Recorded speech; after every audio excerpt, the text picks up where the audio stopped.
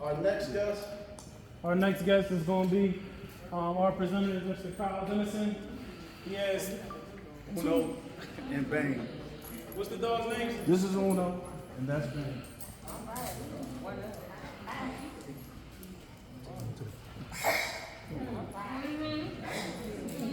Y'all sound like that in church. Lots. So I want to talk about dog safety awareness with you guys. At one time, I did work out in the field with the water department, but I also trained dogs most of my life. I started at 8 years old, all over the world, through a great man named T. Floyd, which is my uncle, and also related to them. And he's world known. So if you Google him, he's all over the world. We're trading canine dogs, police dogs, any kind. And this is who knows, this is Bang, and the temperament of a dog is one of the things that you need to know. So, as far as like reading the dog, when you read a dog, like right now this dog is nice and calm, he's a little excited, but you're not too overly excited. The problem that y'all face out there is that a lot of these dogs that people get, they're not trained. So they get a dog, don't understand it's still a wild animal, and it's not trained. You have your mailman comes, or just a delivery guy. So the dog goes off of their scent. So their scent glands is 10 times stronger than the average human. So now, if you engage in an activity for like delivering the mail, what happens is the moment that you see the dog, the moment that you see the dog, what happens is most of us, our adrenaline kicks in. So what we release is we already have a pheromone smell. So with the pheromone smell, the dog can distinguish between male and female, between a stranger or someone from the home, and territory. Some dogs are gate territorial. So they'll chase you to the gate and then they'll stop. So I know a lot of y'all probably jumped a bunch of gates before, right? All right, and a lot of times they'll chase you to the gate and stop, and you got your little ankle biter dog. They the ones that bite people a lot. But you don't want to take, you don't want to play with no one's dog. So the best way to read a dog is this area right here. It's called the hackle. So when this area right here stands up, so being as though he's a hairy dog, it'll flip up, and his ears get erect, his tail will start wagging in a different direction. This will stand up. That means he's engaged. Now, I'm gonna be honest with you. The first thing that you don't want to do is run, because what happens is you set off his prey drive. His prey drive triggers him to go into act. So now it triggers him like it's like an addiction, like a heroin addiction. When they get a shot of heroin, they want more. So it's like a rush goes through his body. His adrenaline actually kicks in. His animality nature kicks in. So now he's going to chase you. He's going to pursue to bite. So my suggestion is when you engage with the dog, first thing is don't pet a dog that you don't know. Even if you've been knowing the dog 10 years, 20 years, whatever. You know, like let the dog sniff you out. You gotta deliver the mail. Let them see that you're not, a threat. By no means, never reach down and just give a dog a treat because you don't know the dog. And never give a dog eye contact. And just stay perfectly calm and still till the owner comes and remove the dog. Now, if it's a situation where you see the dog engaging, of course I'm gonna always tell you to run. I noticed that y'all carry a mace. You have to do what you have to do to protect yourself. I've been bit many times, just like some people up here. I got bit in my thigh, my hand. I've been bit a lot of times. And it's not that it hurts. But the main thing is reading your surroundings, reading the animal. And regardless of how funny they may seem, a dog can engage immediately.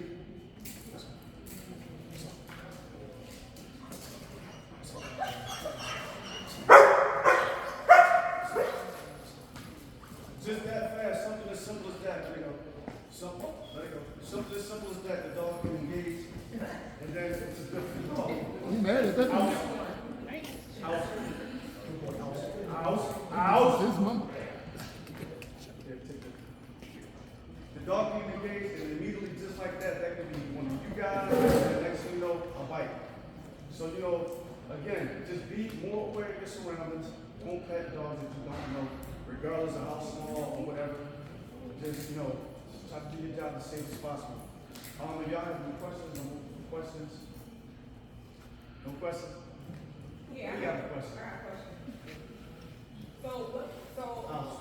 is it the uniform that makes the dog can't get into the territory, or is it just Flats. unknown individual? Because you get carriers, usually, most of the time, the dog fight with the carrier, right? Is it because they're in specific uniform? And I say that to say that, you know, with certain dogs, you'll hear, if you go to the dentist, and certain dentists will say, don't leave your teeth visible to the dog. What makes them, what makes that a thing? Like, what makes them want to attack the dog, the teeth, or the actual carrier in uniform?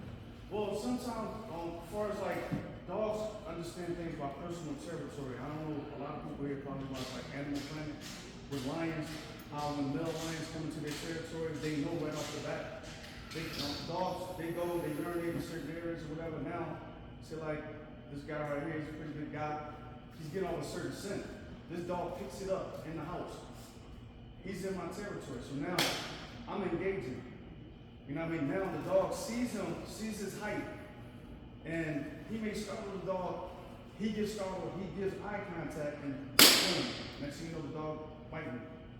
Now you have some dogs, whereas though, that's why I say you have to read the dog. You have some dogs that will engage, and then, you know, they see a big guy or whatever, and they may turn around, our instincts also. We may be like, get back, or grab something, and the dog will, and then stop, and then turn around, walk away, but it's still barking. The bottom line is you don't want to take chances with no dog, and it's really not about the uniform, it's just about the threat that you're a stranger in their territory. So, you can be the Amazon carrier or the mail carrier. I mean, y'all come a lot more often. You can be anyone in the uniform and get bit. You can be the neighbor just visiting and get bit. I mean, I trained a lot of dogs that bit a lot of people that were family members. And that's pretty much it. I got a question. So I was told at previous jobs that barking indulges in a sign of fear, as in they're trying to scare you away.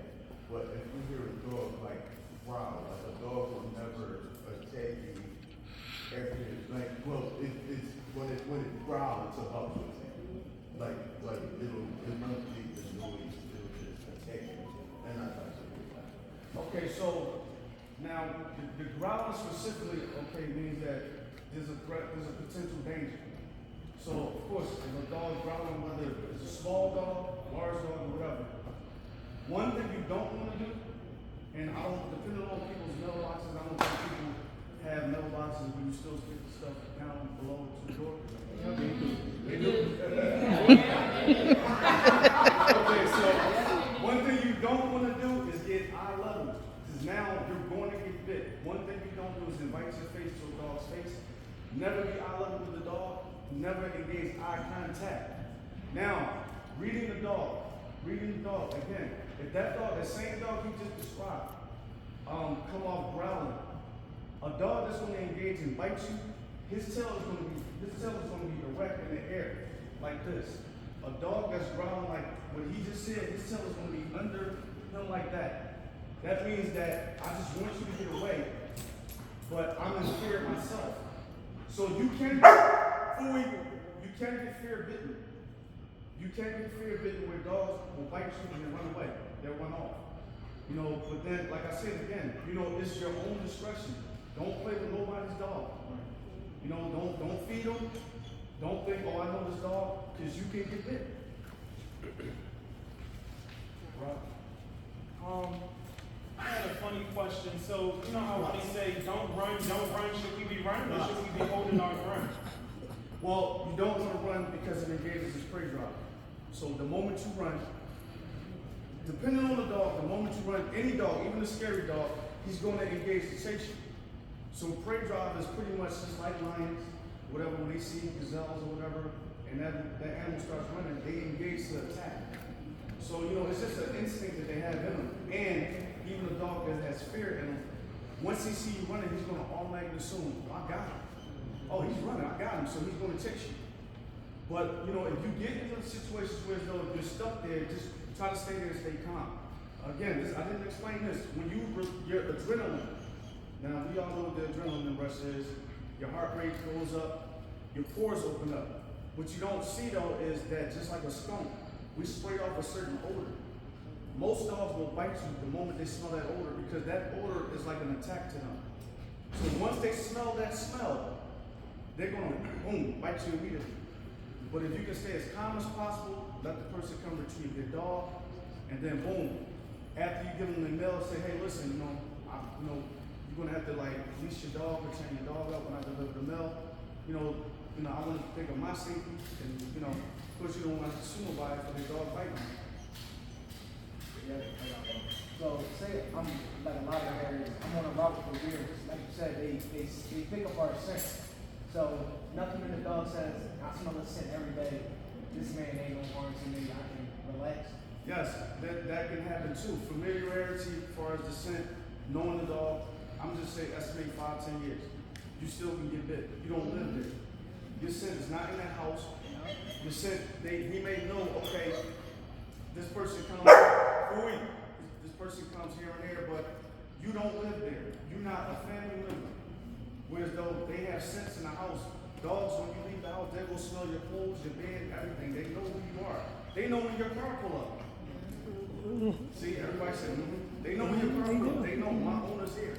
And when a person come in with you in that house, the first thing they do is they'll stop wagging their tail and go over to that person and start sniffing them out. They want to know, who are you? But notice when they start sniffing, they're always looking up at you to see if you give eye contact. So certain things can engage the dog. The key to it is read the dog's body, his ears, his facial expression, his tail. If his tail up under him, he might be coming at you engaging in fear. If his tail up, his hackles up, the hairs on his back, he's going to bite you. So you have to read the dog first. And furthermore, just you see the people, can you put your dog away? I mean, I'm pretty sure y'all already do that. Some of the dogs is under, some of the dogs, they got them like, that's a pretty big dog. Some people have gaits the same sizes of those dogs. I mean, you got any advice for the mail carriers when they see that type of stuff? Y'all don't know my advice. I mean, me personally, I got bit that way in the back of my thigh. The dog crunched down on my thigh. And I mean, he went through. And he jumped the gate. So, when I got into a situation before, that spray that y'all had, I sprayed the dog. And it do work. It do work. And like I said, you just gotta use your own discretion. If you know this house has a vicious dog, have your supervisors contact them. Look, we're not delivering it unless you can put a mailbox outside. We're not gonna keep delivering to this area and you keep letting your dog loose. Because some people will do it on purpose. Some people will do it on purpose. So I know you speak German. What is that word that you're saying to the dog? Which one? Okay, so fui means no, platz means down, sitz means sit, aus means to let go. The other dog, he's trained in French. Yeah. So I train a lot of dogs for people that get dogs, they take them to those dog training schools like this, and they come home, they not trained. And they come to me and get it done the right way. I walk my homie dog and I feed it and I do everything, but so how will I like get him to, be cool with me being so like I'm not there every day? You talking about the customer's dog? Yeah. To be honest with you, me personally, if I was a mail carrier, I wouldn't even let that be my concern. I just want to do my job and get it over with. Right. Just leash your dog, do what you gotta do, or your mail will be right here on this sidewalk. I'm not getting bit. I'm not getting bit. I got bit in the hand, I got bit in the thigh, I've been bit 3 times. That's all the questions? Any other questions? Hi, I'm Barbara. Customers have the awareness card for the dog, be aware of the dog cards on their porch or something so they know. So normally like with that type of stuff, I can answer this call. Normally that type of stuff we communicate with like dog alert cards, which is obviously ahead of the address, or sometimes you may have like little paws and things like that on the mailboxes. But it's always a key when we doing dog awareness and dog safety to make sure that we casing those carrier alert cards and those dog warning What's your cards. cases? Should the customer still have that card? Something saying being aware beware of dog or something on the Some, porch? yeah, some have it, but I don't know if they're required to have it or not. That's a good question. They supposed to. Are they required to have, be aware of dog? I mean, To be honest with you, okay, so there are laws and rules, for people that have dogs. You do have to let a person know that you have a dog, because potentially the city look at it as it's still a weapon, no matter regardless of the size of the dog. A small dog bite can cause an infection and make you lose your leg. The saliva alone, depending on what that dog eats, you can lose a limb or die. They give certain dogs, a lot of people carry dogs that are not vaccinated, and cats. And you just gotta be mindful of the dog bite, the dog saliva. I mean, so I know we all do it. We go over and pet somebody's dog. Hey boy, that saliva is more dangerous than what you think. So try to keep some bacteria wipes and wipe that stuff off, and don't feed other people's dogs. You know, don't feed their dogs. Some carriers do feed the dog. Go out there and they want to say, yeah, the carrier is a I'm sure y'all managers and y'all supervisors are gonna address those situations. But my suggestion is don't even do it. Okay. I appreciate y'all taking this information from me. I hope y'all have a good day.